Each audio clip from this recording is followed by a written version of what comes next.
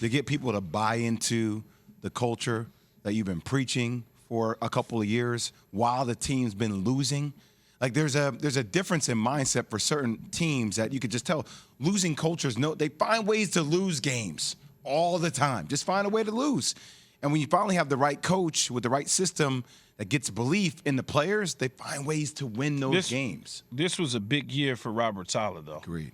It didn't start off good, right? But then they've gone on a little bit of a tear. It was a big year because in order to get somebody to buy in, you got to do what they're doing, win football games. If you're not doing those sort of things, I don't care how much you stand. It could be Bill Belichick, Bill Parcells, and everybody else standing on the table. If you're not showing me how to win, you're going to lose me. Yeah. And clearly they started winning at the right time. Yeah, and especially for a franchise like the Jets, where, Key, it feels like nothing right ever happens for that guy, right? Nothing right ever happens for that franchise.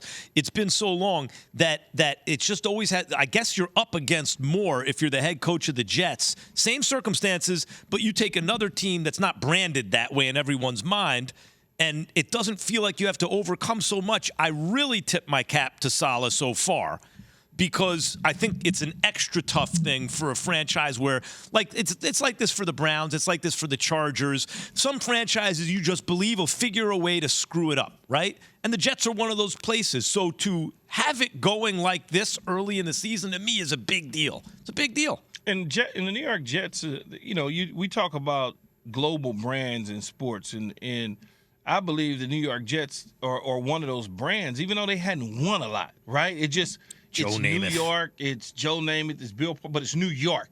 And people from New York live on the West Coast, the middle of the country, other places, and the little bit of success that the Jets have had came with a lot of hope in whether it was Rex Ryan, whether it was Coach Parcells when he turned things around.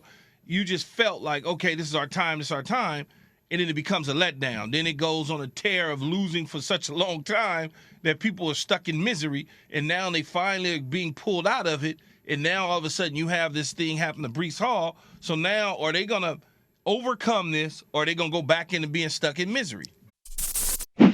Thanks for watching ESPN on YouTube. For live streaming sports and premium content, subscribe to ESPN Plus right now.